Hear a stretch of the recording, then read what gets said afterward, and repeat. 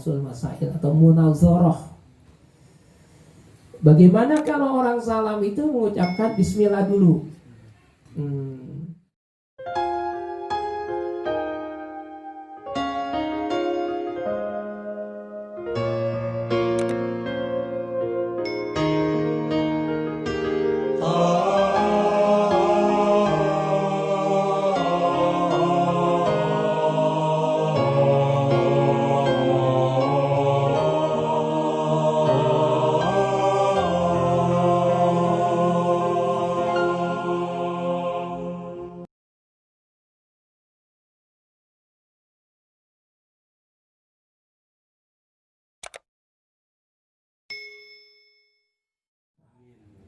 على هذه النية الفاتحة.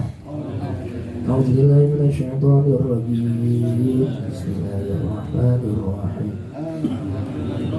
الحمد لله رب العالمين الرحمن الرحيم مالك يوم الدين إياك نعبد وإياك نستعين اهدنا الصراط المستقيم صراط الذين أنعمت عليهم غير المغضوب عليهم ولا الضالين آمين يا رب العالمين. Bismillahirrahmanirrahim. Alhamdulillahi rabbil alamin wa bihi nasta'in wa ala umuri dunya waddin. Wa sallallahu wa sallama ala asyrafil anbiya wa imamil mursalin sayyidina wa nabiyyina Muhammadin wa ala alihi wa sahbihi ajma'in, amma ba'du. Kita lanjutkan kajian kita. Ini pasal yang terakhir dari kitab ini. Faslun ayada faslun fi fununin syatta. Faslun ayada faslun. Pasal ini menerangkan tentang fi fununin syatta. Funun diambil dari kata-kata fan. Fan itu bisa berarti bagian, bisa berarti pelajaran. Syatta yang lain atau lain-lain, pembahasan yang lain-lain, pembahasan yang bermacam-macam. Lalu kemarin kan kita pembahasannya tertib. Bab doa ya berarti doa semua. Kemudian bab warok keterangannya tentang warok semua. Nah ini bab yang bermacam-macam. Fi fununin syatta. Fan yang bermacam-macam. Pelajaran yang isinya macam-macam. Qala alaihi salatu wassalamu. Qala bersabda. Siapa yang bersabda? Tentu Nabi kita Muhammad sallallahu alaihi wasallam. Kata Nabi kita kepada Ali, ya Ali, wahai Ali, ibda, mulailah engkau, man, kepada seseorang, laqita, yang bertemu sapamu, yang kamu bertemu, minal muslimina, orang tersebut tentu saja orang Islam. Mulai apa? Bisalami, mengucapkan salam. Yaktubullahu laka, maka Allah akan mencatat untukmu isyrina hasanatan, 20 pahala, 20 kebaikan. Wahai Ali, mulailah engkau mengucapkan salam kepada orang yang kau temui, dan orang itu orang yang Islam. Ucapin salam sama orang Islam.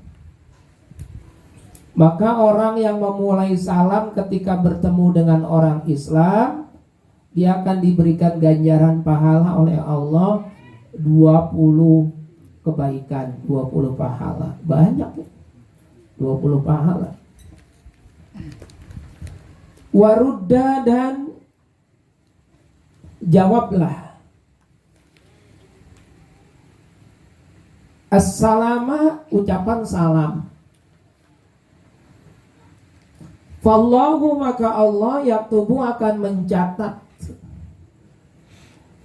liman, untuk orang, raddahu, yang menjawab salam, Mencatat apa? Arba'ina hasanatan, 40 pahala atau 40 kebaikan. Banyakan yang jawab salam. Jadi orang yang ngucapin salam itu dapat 20. Apa sebabnya? Nah, itu kan gitu. Kalau yang jawab 40. Karena memulai salam itu hukumnya sunnah. Tapi menjawab salam satu lawan satu itu hukumnya wajib. Wajib sama sunnah pahalanya gedean wajib. Tapi kalau jumlah orangnya banyak, itu hukum menjawab salam itu fardu kifayah. Satu orang sudah jawab, yang lain sudah. Umpama kagak jawab ya nggak berdosa. Kayak kita ini banyak nih orangnya sampai 40-an. Ketika saya mengucapkan salam assalamualaikum, yang jawab cuma satu doang, ya enggak apa-apa, itu yang lain sudah tidak bersalah. Kadang-kadang kita menyayangkan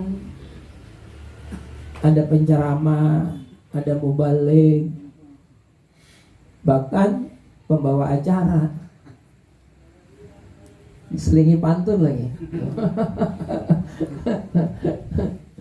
Jadi ngucapin salam, dia merasa yang jawab kurang banyak, diulangi lagi. Yang pojokan sono belum jawab, salam lagi. Yang pojokan sini belum jawab, itu di depan masih ngantuk, jadi salamnya diulang-ulang. Padahal sebanyak apapun orang, kalau sudah dijawab satu orang aja, yang lain sudah gugur. Jadi gak usah dipaksa untuk jawab salamnya dia. Seakan-akan dia mengucapkan salam itu harus dijawab oleh banyak orang yang hadir.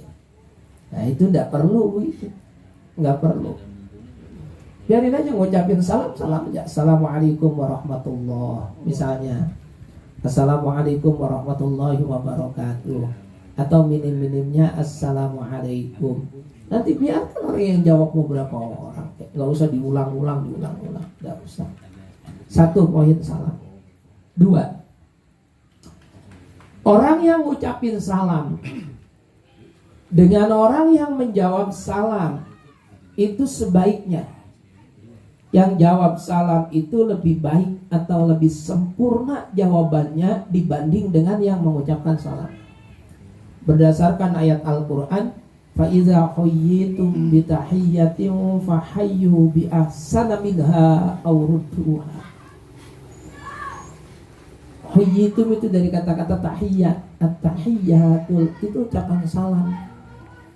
Kalau ada orang yang mengucapkan salam kepadamu, fahayyu bi ahsana minha, maka jawablah salam tersebut dengan yang lebih baik. Auruddu'a, atau jawablah sama dengan yang dia ucapkan. Jadi yang pertama perintahnya itu jawablah dengan jawaban yang lebih baik.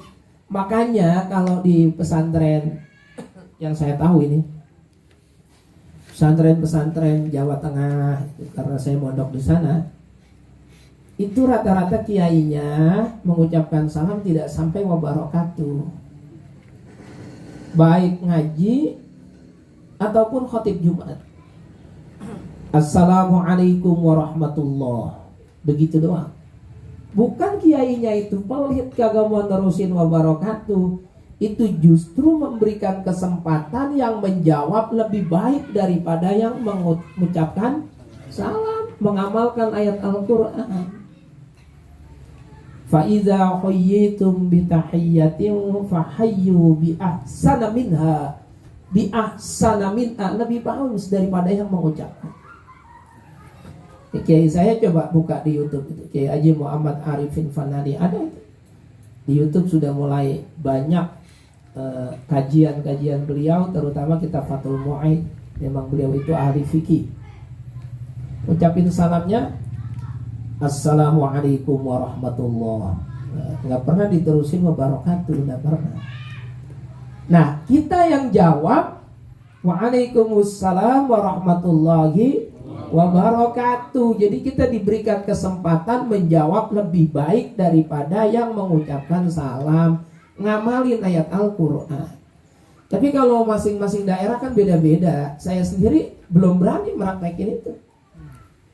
Lagi khotib Jumat misalnya, saya ini khotib Jumat, Assalamualaikum warahmatullah. Nah, nanti banyakan yang kagak paham orang, akhirnya nimbulin fitnah.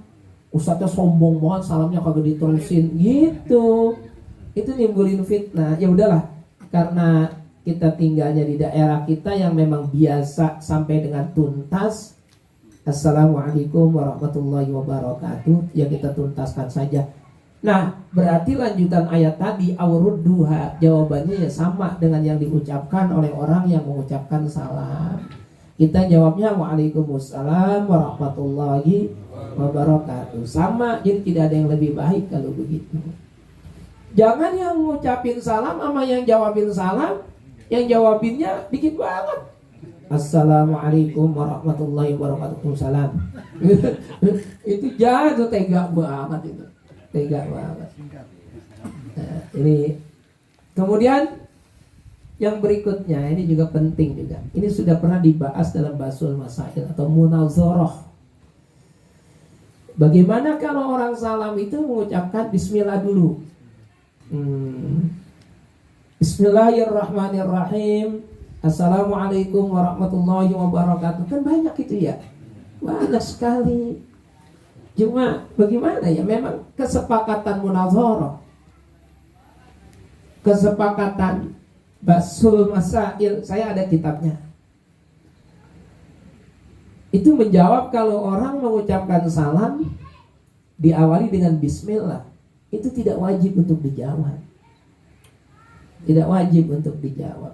Dalil yang sangat sederhana itu assalamu qoblal kalam. Itu paling sederhana. Ucapan salam itu sebelum kalam. Nah, kalam itu apa? Al-kalamu huwal lafzul murakkabul mufidu bil adwi bil wad'i. Itu kitabnya kitab Al-Ajurumiyah. Kalau dalam alfiyahnya kalamuna lafzun mufidun kastaqim ismun wa fi'lun summa harfunil kalim. Kalam itu huwa al-lafzul murakkabu, lafaz yang tersusun, kalimat-kalimat yang tersusun, dan mufid artinya bisa dipahami. Lah bismillahirrahmanirrahim itu sangat tersusun. Bismillahi saja sudah tersusun dengan menyebut nama Allah. Ini lengkap. Bismillahirrahmanirrahim dengan menyebut nama Allah yang maha pengasih di dunia, Ar-Rahimi yang maha penyayang di akhirat. Sangat tersusun, sangat murakkab dan sangat mufid.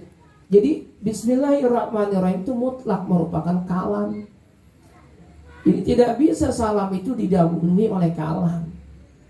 Salam dulu assalamualaikum baru bismillah.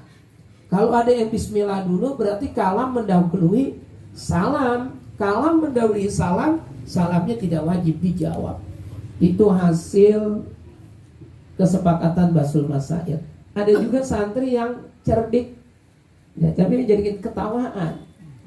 Santri yang cerdik, yang pintar.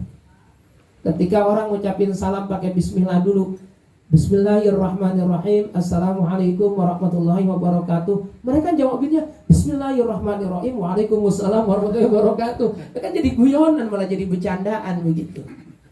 Ya, kalau kita ngikuti sunnahnya, jangan ditambahin bismillah. Apalagi kok bismillahnya dibuat model-model. Bismillahirrahmanirrahim, Assalamualaikum warahmatullahi wabarakatuh. Ini tidak benar. Ini ngambil dari mana?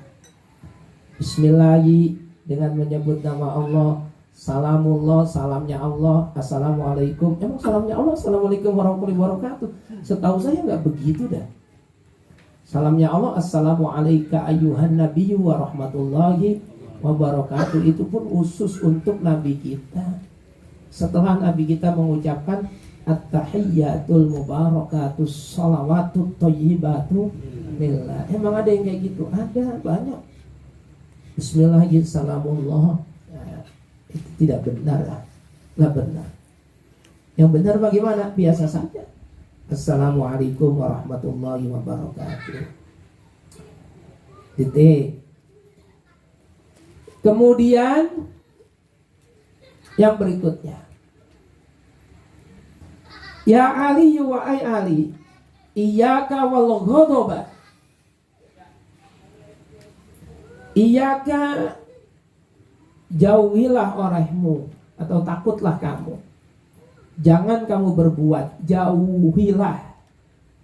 Takutlah kamu wal ghadaba akan kemarahan atau marah. Jangan marah. Fa innahu, karena marah itu minasyaitani, bagian dari setan, perbuatan setan. Wa huwa, setan itu aqdaru ma yakunu 'alaika fi halatil ghadabi, akan lebih leluasa menguasai dan mengendalikan kamu halatal ghadabi, di saat kamu dalam kondisi marah. Tuh, jangan marah Ali, kata Nabi, karena orang yang marah itu bagian dari setan. Dan orang yang marah itu akan sangat mudah dikendalikan oleh setan. Emosi yang tak terbendung akhirnya merugikan semuanya. Saya baru aja baca tuh di media online, di salah satu tempat negara kita, calon nganten baru laki-laki nyalain motor, kemudian snapotnya berisik, ditegur, berantem, yang negor emosi, bawa parang, dibantu kagak jadi kawin, mati hanya gara-gara snapot berisik. Ya itu, setan itu akan lebih menguasai diri kita, gampang banget dikendalikan oleh setan di saat kita dalam kondisi marah. Saya juga habis baca sama di media online itu, seorang perempuan pacaran. Jadi perempuannya bawa motor, lanangnya bawa mobil, mobilnya Innova, bukan Ayla, bukan Innova. Nah terus motornya dimasukin ke dalam mobil belakang.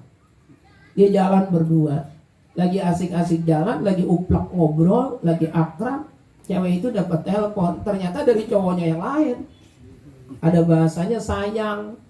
Cowoknya yang lagi nyetir itu tidak terima. Terus perempuannya digetok pakai kunci roda. Kunci itu bakal nganuin ban itu loh, bakal ganti ban, dongkrak. Ceweknya pecah palanya, mandang gediknya di depan masjid, mati perempuannya. Dan dia kabur, penyesalan tinggal penyesalan, nangis akhirnya.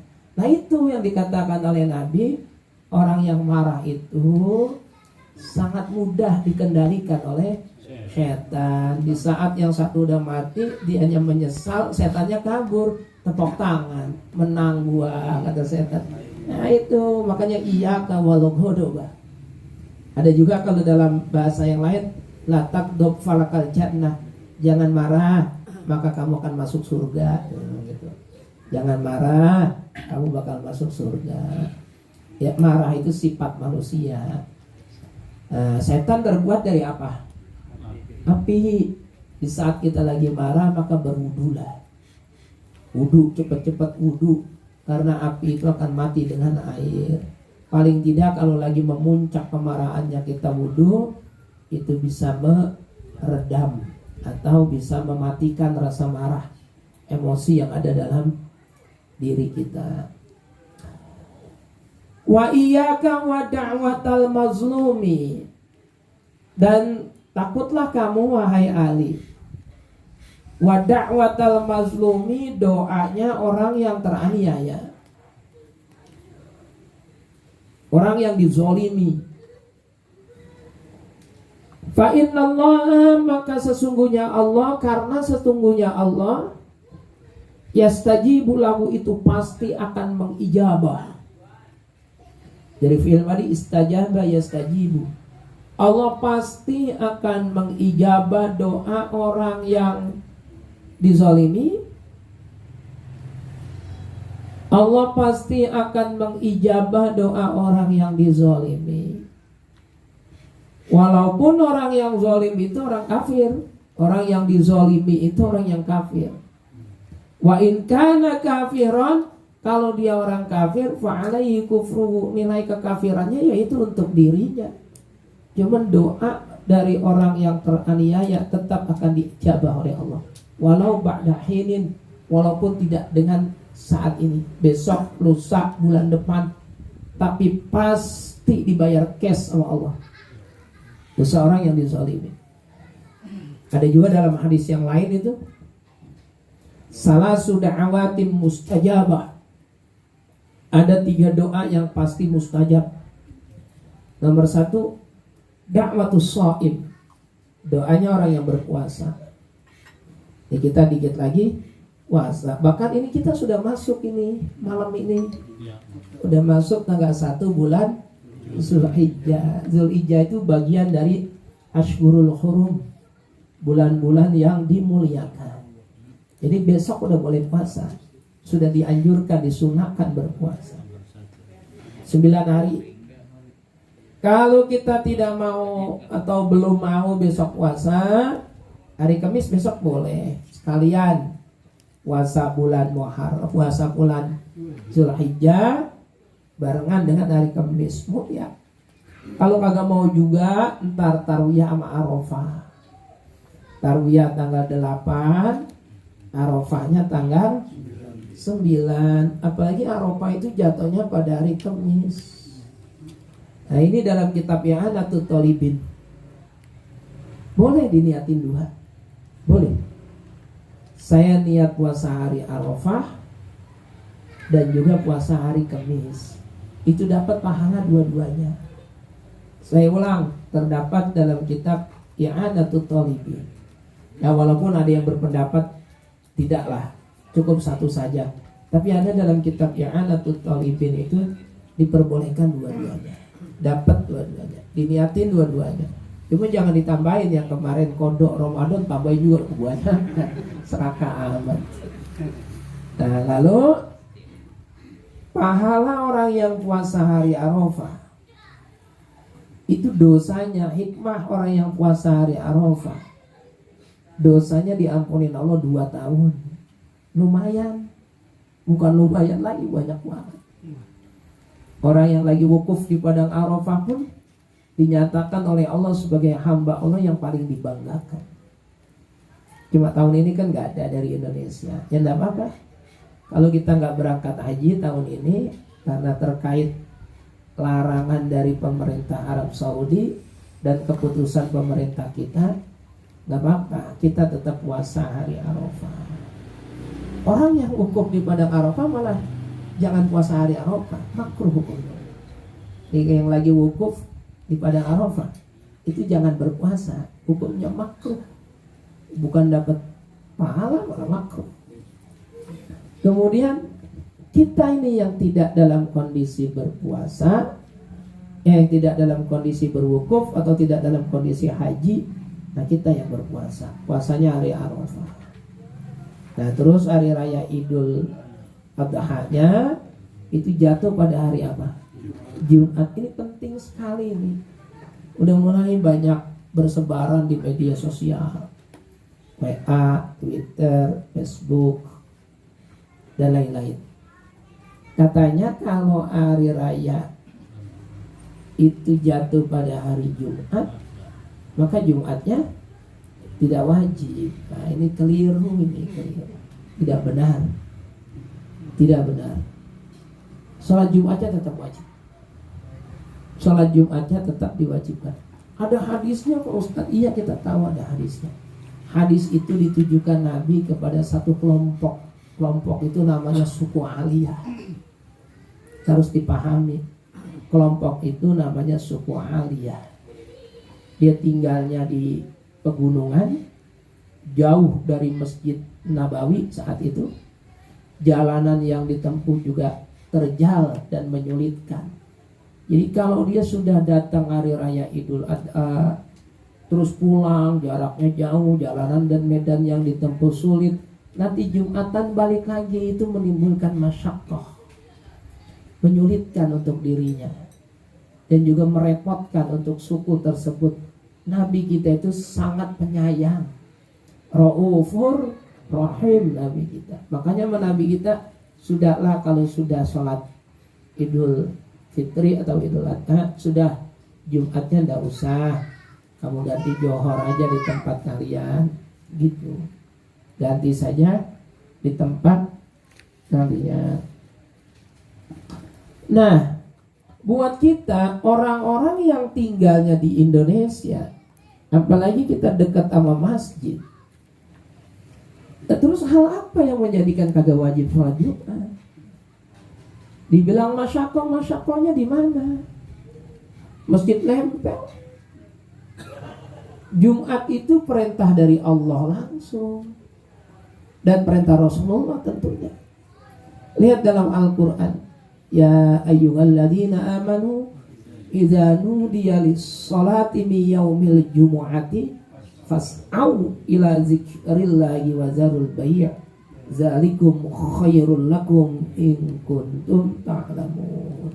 Allah yang mewajibkan. Al-wajib muqaddamun 'ala sunnah. Itu dalam kaidah fikih. Salat Idul Adha itu hukumnya sunnah muakkadah. Salat Jumat hukumnya fardu ain, bukan fardu kifayah, fardu ain. Kita semua wajib. Bagaimana mungkin yang wajib ain kok dikalahkan sama yang sunnah muakkadah? Tidak mungkin. Panas Ustaz, ya pakai payung lah. Kalau kagak malu, payung. Rumah nempel sama masjid pakai payung.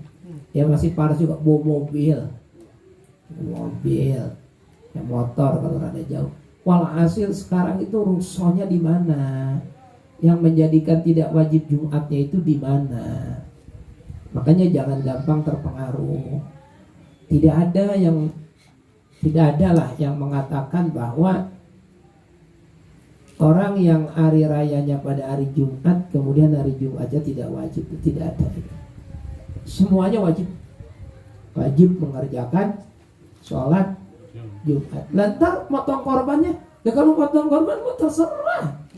Kalau kagak bisa hari Jumat karena waktunya mepet, hari Sabtu kan bisa. Hari Sabtu bisa. Korban itu tidak harus tanggal 10. Tanggal 11 Zulhijjah boleh, tanggal 12 boleh, 13 boleh Zulhijjah. Tanggal 13 bulan Zulhijjah habis asar kita masih boleh potong hewan korban. Tapi kalau udah masuk waktu maghrib malam ke-14 sudah tidak bisa. Bagaimana dengan orang-orang yang kagak punya duit? Beli kambing kagak kuat, beli sapi apa lagi? Bagaimana? Motong apaan kek? Yang ada darahnya? Tong ayam. Ini beneran ini. Ini dari sahabat Nabi Abdullah ibn Abbas. Terdapat dalam kitab Al-Baijuri jilid yang kedua, Babul Udhiyah.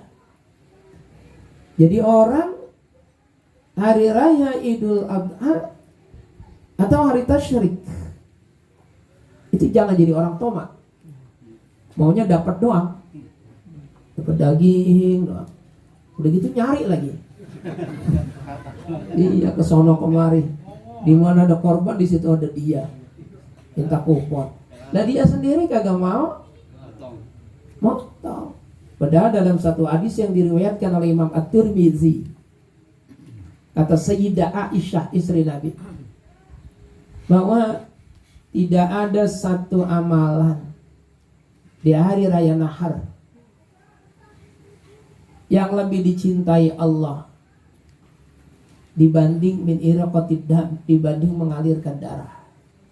Yang dimaksud dengan mengalirkan darah itu ya berkorban, menyembelih hewan korban. Tapi kalau kita nggak kuat beli hewan korban, yang penting mengalirkan darah. Potong ayam itu bagus, sunnah. Siapa yang berkata? Sahabat Nabi Abdullah ibn Abbas. Cuman jangan ngaku-ngaku udah korban. Udah korban, udah gue beberapa kali korban, potong apa jago, udah belum. Cuma tetap dia dapat sunnah apa? Iraqatid dam, sunnah motong. Statusnya belum korban. Nah yang udah niat korban, ya sekarang udah niat ini. Misalnya saya besok pasti korban, contoh. Ya mulai besok jangan potong kuku udah. Walaupun ketemu dengan hari Jumat. Hari Jumat kita kan disunahkan potong kuku, bulu-bulu cukur. Tapi kalau kita punya niat mau korban, jangan potong kuku, jangan potong bulu, jangan potong rambut. Karena seluruh bagian tubuh kita buat orang yang korban. Seluruh bagian tubuhnya itu akan diberikan pahala sama Allah. Jadi kalau rambutnya dicukur, kukunya dicukur, bulunya dicukur, pahalanya berkurang sebanyak bilangan yang dibuang itu. Rugi kan? Nah itu makanya jangan potong kuku, jangan potong rambut, jangan nyukur bulu-bulu yang lain. Dan lagi rambutnya banyak dibotakin kan sayang, pahalanya hilang sebanyak itu. Kukunya dipotongin. Dan ini memang anjuran dari baginda Nabi besar Muhammad SAW untuk jangan potong kuku, jangan potong rambut, jangan potong bulu-bulu yang lain. Ingat-ingat ini buat orang yang mau korban. Kalau yang kagak mau korban mah ya terserah, dia mau motong apa gak boleh. Potong kumis, potong rambut, potong bulu lain, potong kuku, ya kagak korban. Terus mandi hari raya itu sunnah, walaupun orang itu kagak pengen datang sholat hari raya. Beda dengan hari Jumat. Hari Jumat itu sunnahnya mandi hari Jumat buat orang yang pengen menghadiri sholat Jumat. Kalau dia tidak ingin menghadiri sholat Jumat, maka tidak usah mandi Jumat. Kalau dia mandi Jumat pun gak ada pahalanya, karena dia udah punya niat kagak datengin sholat Jumat. Jadi mandi sholat Jumat itu disunnahkan untuk orang yang pengen datang sholat Jumat. Berbeda dengan hari raya. Dia mau datang kayak mau kagak kayak mandinya tetap disunnahkan. Mandinya tetap disunnahkan. Titik. Nah, mudah-mudahan barokah dan manfaat. Sampai sini dulu. Kalau tutur kata saya kurang sopan, kurang bijak, kurang berkenan, saya mohon dimaafkan. Yang benar dari Allah, kesalahan dan kebodohan itu mutlak milik saya sendiri. Ada yang mau nanya sampai sini? Bebas nanya apa aja boleh. Silakan. Guru, saya mau nanya. Boleh. Kalau ngucapin salamnya kan banyak gitu. Assalamualaikum. Jangan, mestinya jangan begitu, jangan disingkat-singkat. Assalamualaikum cuma Waalaikum. Lah kita jawabnya apa lam? Begitu doang. Jangan dimainin. Assalamualaikum itu ibadah. Jadi jangan tala'ub fil ibadah. Jangan main-main dalam urusan ibadah. Jangan. Itu kalau kita haji itu Masya Allah ya, ketemu dari mana aja Assalamualaikum. Waalaikumsalam itu ifsya'us salam, menebarkan salam itu sangat dianjurkan. Memang harusnya begitu, kita ketemu orang di mana Assalamualaikum ya, Assalamualaikum. Itu harus dibiasakan. Jangan, woi, mana lu? Udah, Assalamualaikum dulu baru nanya begitu. Dan jangan disingkat-singkat. Baik, saya rasa cukup sampai sini dulu. Mudah-mudahan ada barokah. Boleh. Itu kan salam tadi diwajibkan diucapkan. Ya kan? Kalau di kalimat gimana dulu? Sama. WA. Nah, kalau di WA dituliskan itu jangan disingkat. Kalau disingkat itu asyaddu karohatan, sangat makruh. Assalamualaikum WRWB gitu ya. Nah, itu kadang-kadang ASS. Nah, kalau ASS itu bisa, ASS itu bisa haram itu kalau ASS. Karena ASS itu bahasa Arab itu artinya pantat itu ASS itu as. Jangan itu. Kalau mau Assalamualaikum aja. Jangan diterusin WRWB. Maaf, saya juga kadang-kadang terjebak begitu juga. Tapi sekarang mulai kita perbaiki dikit-dikit. Terutama Nabi Muhammad SAW itu banyak sekali disingkat SAW-nya.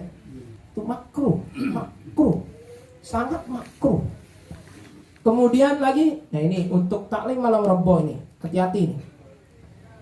Allah Subhanahu wa taala, Allah SWT itu makruh banget. Nah, yang kagak boleh banget sama saya nih, saya haramkan itu kita BMW dengan tujuan BMW itu Bismillahirrahmanirrahim majreha wa mursaha, itu ngawur itu. Mendingan OTW itu kan bahasa Inggris, on the way. Tapi kalau BMW itu singkatan dari Bismillahirrahmanirrahim, tidak boleh itu. Al-Quran kalau disingkat-singkat. Nomor 1, su'ul adab di ayatil Quran. Su'ul adab, adabnya 0 terhadap Al-Quran. Yang kedua, Al-Quran disingkat memang haram, tidak boleh. Ya, terus maksudnya apa BMW itu? BMW. Maksudnya Bismillahirrahmanirrahim. itu keren katanya. Keren dari mana Al-Quran dibuat begitu? Jangan anggota taklim malam apa ya, saya